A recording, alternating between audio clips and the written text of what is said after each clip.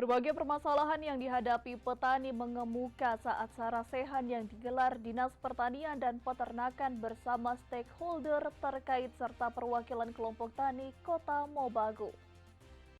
Pertemuan yang dimaksudkan untuk mendengar keluhan serta permasalahan petani saat musim kemarau ini mencuatkan beberapa permasalahan yang dihadapi petani.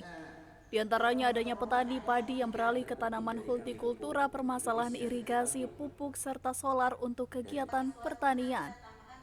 Atas permasalahan ini, Venti Dilasanti Miftah Kadis Pertanian dan Perikanan Kota Mobagu akan membahasnya bersama stakeholder terkait, guna dicarikan solusi terbaik bagi para petani. Kami Dinas Pertanian mengumpulkan pelaku usaha, petani, dan beberapa stakeholder untuk membicarakan terkait permasalahan pertanian yang ada di lapangan.